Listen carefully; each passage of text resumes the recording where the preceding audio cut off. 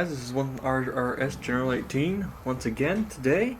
Today I'm doing, this is my second review of the day, and we're going to be taking a look at this Crusader, Tier 5 light tank in the British line. The one reason why you'd be going down this line is to get to the first real British medium tank of the Cromwell.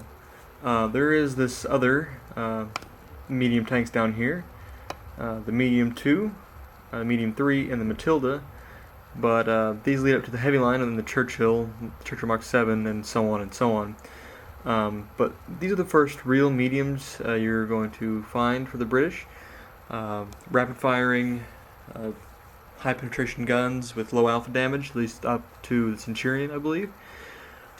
I kind of like this tank.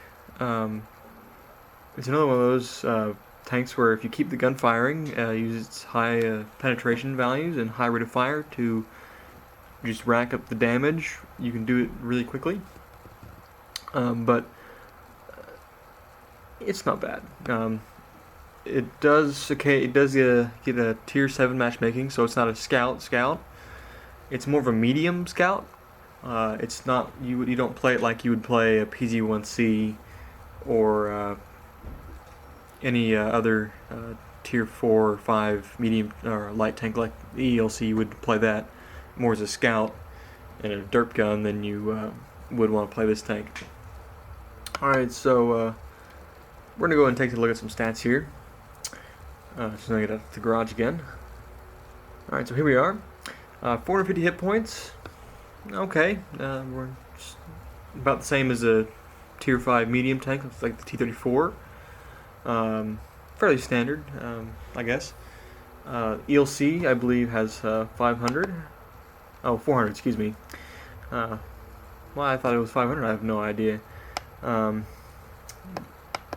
overall, it's a fair bit amount of health. It can take a few hits. But then again, thinking about the guns shooting back at you, you have the 105 on the T-34 or the T-29. You have the 122 on the IS. 2 hits from either one of those guns and this tank is done. Armor's not going to save you on it, unfortunately. So looking at the weight, weighs almost 20 tons, with a horsepower of 410. Fairly good acceleration. You have a 2-to-1 horsepower to weight ratio there.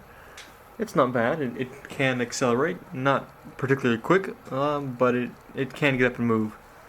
Top speed of 44 kilometers per hour, traverse speed of 40. It does turn pretty well. Not always. It doesn't turn quite as well at top speed, but you can turn pretty well in a circle. Yeah, if you ever needed to. Hull armor 32 at the front, 27 at the sides and rear. Yeah, you can bounce small arms fire from like a PZ-1C, but I wouldn't count on it there. Even that is pushing your luck a little bit. So don't expect your armor to save you. Turret armor, a little bit better there, at least at the front. 51 at the front, 23 at the sides, and 28 at the rear. Fairly well sloped on the sides and the rear, but as I said, don't really count on your armor saving you. The gun is, it's pretty good. It's like the Kehoe, low damage, high DPM type gun. It's fairly good. Turret traverse 46 degrees a second. You can turn the tank and keep the gun pointed on targets if they're trying to circle you, which anybody trying to circle a light tank is probably out of their mind. Overall, combined the total of 86 degrees a second on traverse if you turn the hull and the turret at the same time. So circling one of these is pretty near impossible. Alright, so looking at the view range of 360, fairly good. As you can see, I have a pair of binocs and camo net installed just to keep my camo values and spotting range very high. It's fairly good for 2.5. It's not outstanding or stellar. Some tier 7s will outspot you, but that's where being a light tank and having a good camo value comes in handy, and you can hide in a bush and whatnot and spot before they spot you. Signal range 550, same as the Key-Ho. Yeah. This is a tier where I would hope to have a little bit more view range personally, but you can't have it all, I guess. Alright, so we're going to take a look at the research tree here. So this is what it looks like. You have the 4 radios. I believe I had all these unlocked because I've done up to the Black Prince and the other tiers and the AT7 as well. So if you've done any other lines, you'll have most of these already undone, if not all of them. The engine, I believe I had the engine because I've done the AT7 and AT8. But if this is your first time doing this tier, or this first time doing this nation, you will not have that engine unlocked, and you'll be starting out with the stock one. I don't know exactly how much XP it is, but you're probably going to want that engine because it does increase your traverse here. And I think my computer just froze. Alright, little freeze there. Let's see, so the first engine is 395, and the second engine is 410. Actually not that big of a difference there, believe it or not. So honestly, you could probably get away with using the stock engine and not even worry about the second one, but extra power is extra acceleration, even if it is a slight bit. The tracks, I do believe you may not need these. See, I have about 20 there. Then again, you might. I can't remember. I've just haven't had this a while. Yes, you will need the tracks to upgrade to the turret and the gun. I know I had most of these guns unlocked. I know I had the 6-pounder from the TDs, or actually from the Churchill. It's a okay gun, not the best, not the worst. But the 6-pounder is where it's at. The 6-pounder gun Mark V. The rate of fire to 27.27 rounds a minute. Very good. You're putting off shells at a very quick rate. Penetration 110, 75 damage. But what is really important is this APCR. I believe it's an APCR round. Yeah, it's an APCR round. Penetration value of 180. That is very good. That's enough to go through the front hull of a T-29, no problem, unless you hit it at a really weird angle. But so when I was driving this tank, I carried quite a bit of premium ammo actually, because the damage output is so low that when I was coming up against tier 7s like the IS and the T-29, my 75 damage was little to nothing of their health. But in the time that they were able to load their gun once, I was able to put in 4 or 5 shots. But I had to make sure each shot penetrated. And so having that 180 penetration does help.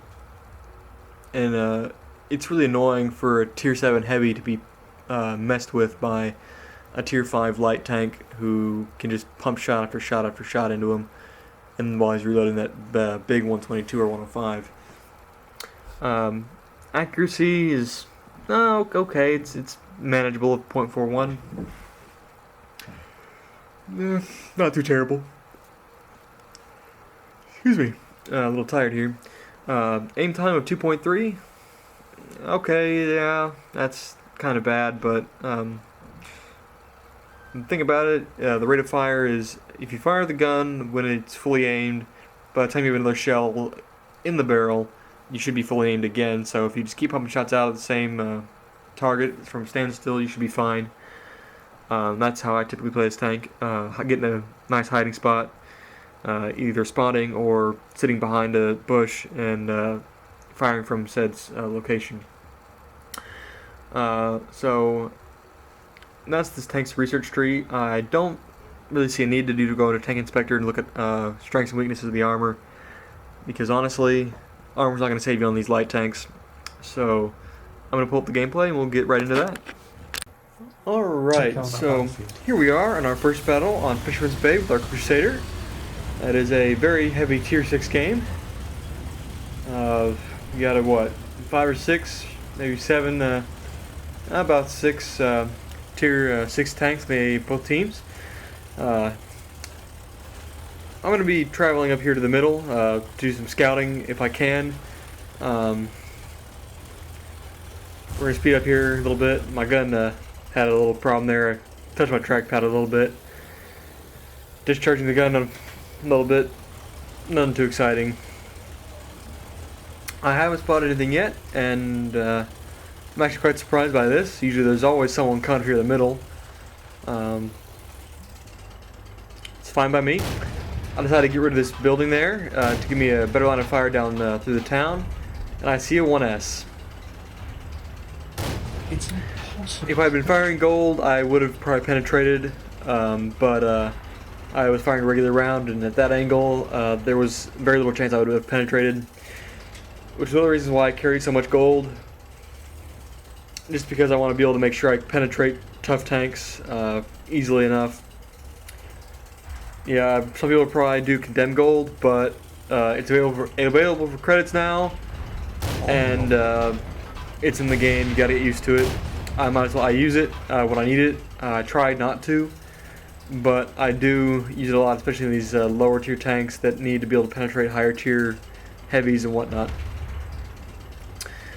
So here we are, sitting here on the side of this house, putting shots into whatever we can find in the town.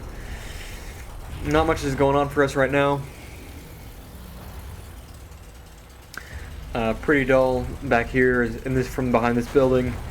And since I haven't seen anything else in the middle, I decided to go ahead and push forward a little bit. Get a new position on a different house, a little farther up, to get a better angle on the enemy tanks down there in the field, or in the town area.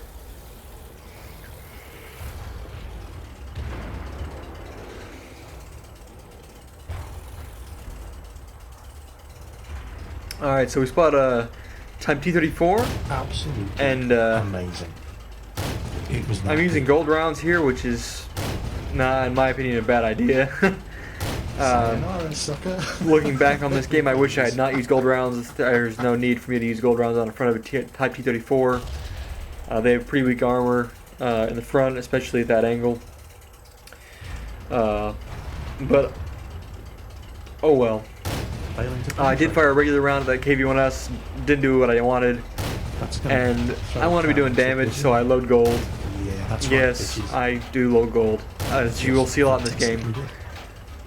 But look at the hurt put on this guy, where he's putting shot after shot after shot of ammunition into him, and he's took a pounding from us, 430 damage, as you can see in the upper left-hand corner of the screen there. So we're winning 5-2 now. Overall, we're doing quite well. Move up here a little bit, looking it out there to see if I can find any spots. Don't see anything, so we back up a little bit. Can't hit any of those heavies down there like I want to. And there's a flat Panzer. I look at the T-49 first, but no shot on him. So here we are, putting a shot at the flat Panzer. Yeah, he gets tracked kind of at a side onto us a little bit, absolutely and we're able to punish him quite a bit. Right through. Wasted a shot there, was hoping to get the kill, but just didn't reload fast enough to put the last shot in there. And if you notice, the last shot we did was 67 damage to that Yang Panzer IV. If that had been an average damage roll, we probably would have killed him in that shot, but we rolled a little low and didn't secure the kill. You almost feel sorry. So here's this other Type T-34. We put a shot into him, but he backs off and disappears out of our range. And so we fire a blind shot. Not sure if it penetrated or not.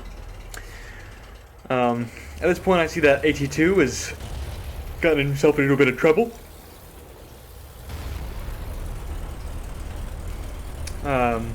Using the mobility of this tank, I'm able to move over there and help him out. The Cromwell, in all honesty, should have killed that AT-2 by the time I got here. But Fortunately enough for us, we were able to get over here and just put shots in and help take him out before he kills our AT2. So the Easy 8's down there, but he's in the trench down there on the one line. I'm not going to want to go over there. I'm pretty sure there are other tanks behind that Easy 8, and I don't want to find out if there are or not. So I'm going to go back and help our last remaining heavies push into the bay area. And once again, look at this mobility. This is a tank is quite capable of moving around the battlefield, responding to situations as needed. And there's that T-34 again. Absolutely So this time we're firing regular rounds as we should be. Good news, bad That one didn't do as well as I was hoping, but he's now slide onto us, and he's not going to survive. So now we're up to 1,400 damage. So far, so good. I'm going to speed it up here a little bit. The rest of this battle is pretty boring for us. We don't get to do anything else. The Easy 8 on the other side of the map is now the only one left alive on that flank. We should have gone and got him the first time around, but I decided not to. And the enemy artillery has just drowned themselves. So we're going to take a look at some post-game stats. Alright, so here we are looking at the post-game stats of the battle on Fisherman's Bay. As you can see, 29,000 credits earned, 674 experience. Not a bad result. Looking at the tanks we damaged, Cromwell, KV-1S, 2 Type T-34s, regular T-34, and a Jagdpanzer IV. Overall, not a bad result. Looking at the damage done, we were second next to the KV-1S with almost 1,500 damage. Oh, something's wrong with this replay. I have no idea what's going on with it. Oh well. But as you can see, we had a great result in our Tier 5 light tank. I'm happy with that result. Alright, so 33 shots fired, 25 direct hits, 23 penetrations for 1,500 damage. We took no hits, which is one of the reasons why this game was really good, is because I was not spotted. Damaged 6 enemies, killed 3. Didn't do much to really detecting, but none of them was in the middle, so wasn't much to see. As you can see, that I did spam a lot of gold this game. That's what I do when I fire at higher tier tanks that I know I will have problems penetrating. But using the regular ammunition you can do pretty well in, but I just like to make sure that things penetrate with guns like this and that need to be hitting every time in order to get the maximum damage. I did lose 17,000 credits on this game. Not my best, but in a Tier 5 game you will have very little need of gold, but in a Tier 6 or 7 game I would recommend it to make it easier on you. Don't get dependent on it though. You still need to make sure your shots count. But overall, a fairly decent result. I'm happy with that actually. I can always make up that amount with any game in my any of my premium tanks. And I'm going to pull up the second game and we'll get right into that real quick. Alright, so here we are in the Crusader once again. We're on Morovenka. Tier 5 game. This game was a good game for me. I was able to help carry the team to victory. We were not expecting I was not expecting to win this game. I do use XVM, and I do look at the tank stats of players as well as what tanks they are driving. And this game was not looking so good. Primarily because I just didn't like our tank setup and how we deployed at the beginning of the game. As you can see, all our heavy tanks are leaving the 1-2 line almost wide open. And I was not very optimistic at this point, seeing as all the heavies were heading directly into the middle of that center lane in the 5-6 town area. Quite promising. So here we are. M3 Stewart is YOLOing across the field. We get a shot into him before he dies, but nothing too spectacular so far.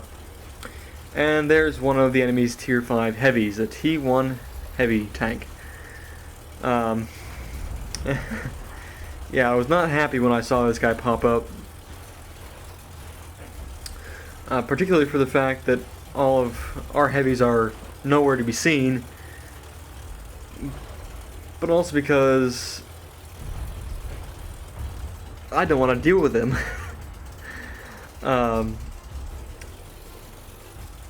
It's really early in the game, and looking at the tanks, I'm not really that happy with it. So I'm over here, don't want to do that T1 heavy, so I'm here trying to get some shots into these enemy heavies. I do load gold for a KV1 at long distance. Put a shot into him, but he disappears out of my view range. He's out of the render distance, as you can see by the red line on the minimap there. And now it's time to go deal with these two heavies now. Duxburgvagenschwei has shown up, and I probably pronounced that wrong. I'm sorry, Germans. I've never had a German class, and I have no idea how to say anything in your language. I'm just doing it the way I would hear it from Jingles. Yes, I did just shoot that PZ-34 in the back. I do not like it when tanks do that, pop right in front of me when I'm shooting a tank, especially with a rapid fire gun like that.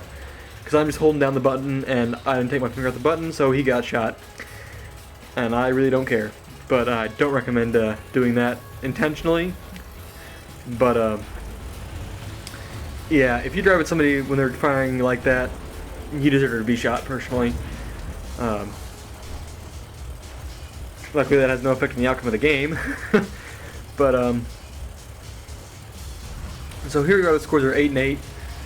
This T1 heavy is still alive down here.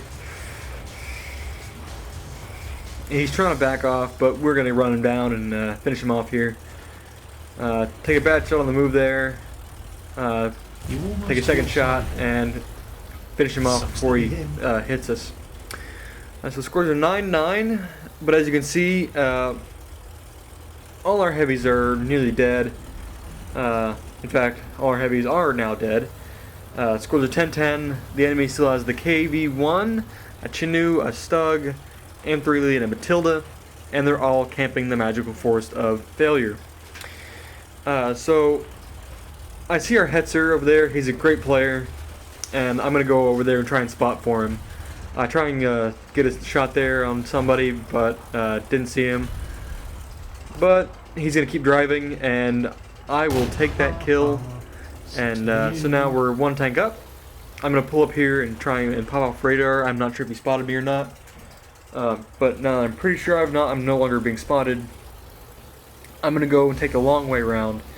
I want to stay away as far away from that forest as I can to prevent being spotted and shot at before I'm ready to do damage. Alright, so currently my mods are showing that I've done 426 damage to the enemy team. Not bad, it's a decent amount, but we're far from done. So here I'm pulling up to this hill here, gonna use some cover, and they're asking me to spot, and I tell them yes, I will do so. So I pull up here in these bushes, let my camo net set in. Up, and there's a KV-1. Oh boy. I do have gold loaded at this point, and he is backing up, and I will take that shot any day. Rear of a KV-1 with this gun? Awesome. Yeah. He's not going to be able to do anything about that. And we managed to spot a few of the enemy tanks as well.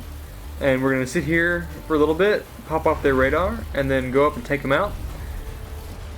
And there's a Stug. We know where he is. Pretty sure he hadn't moved, so I took the shot and took him out. Now, we have the advantage by 3 tanks. The enemy, or our allied tanks up north, are moving in, which is good for us. I always hate approaching this forest for obvious reasons, as there is great camo bonuses for whoever is sitting inside said forest. Yeah. But honestly, once you get spotted in the forest, you're probably going to die really quickly. Especially considering they all I have left are 2 tanks that do not have very much armor. And luckily for us, the M3 Lee has been spotted, Fantastically good. and we put a shot in before he dies, but just one. Now the Chinnu has not been spotted in quite a while.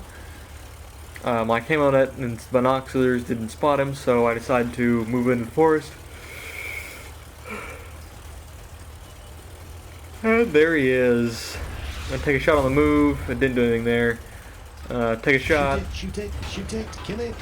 Keep shooting, keep firing. Oh, shot As you can after see, the rate of shot. fire on this tank is very good. Laser on He that. puts in one shot into me, I put in 3 into him, so... Yeah, that's right, bitches. Come at me, bro. So overall, we're able to finish him off and ended up finishing the game with 1,151 damage. And we're going to take a look at some post-game stats. Alright, so here we are looking at the post-game stats of the battle on Muravenka. As you can see, we made almost 77,000 credits. I believe this was a win where I got a mission bonus of 50,000 credits or something like that. I'm not entirely sure. I don't remember. This was a few days ago. We did manage to get almost 800 experience, 797. First class mastery badge. This tank obviously has good potential, and in order to get a mastery badge, it requires quite a bit of damage and experience. But looking at the tanks we damaged the KV-1 for 250-ish, and a T1 Heavy for 200. And all the other tanks, we managed to put a shot or two in. This Chinnu, he didn't have a very good day. Our rate of fire just blasted through him without a problem.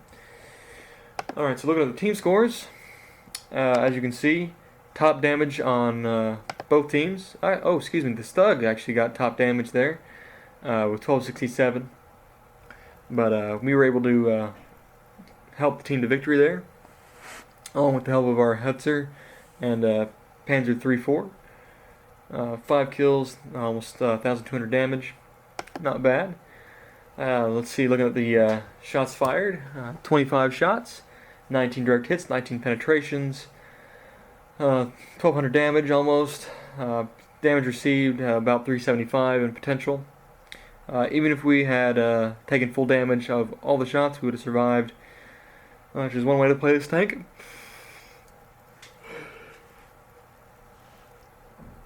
And looking at the enemies damaged and destroyed, 7 and 5, not bad, fairly good result. I did get fined for shooting that Panzer 3-4 in the back, 51 credits. I'm not too concerned about it. It was only, 50 damage or so. But I don't recommend doing that. If I had noticed he was going to pop up in front of me, I probably would have done it, but holding the left click button does tend to do that to you, especially when they drive in front of you like that. Repairs are really cheap on this tank. It's really great. Light tanks are very good or easy to repair. I did fire a lot of gold, firing at those heavy tanks, which did cost me quite a bit. And I do believe that if I had not had a mission completed, I probably would have had a loss of credits on this one by about 7,000. But with the mission, I was able to profit 43,000. In retrospect, this tank is a very good tier 5. I never paid much attention to it when I was doing other tanks, and I never paid much attention to it until I started driving it and realizing how good it was.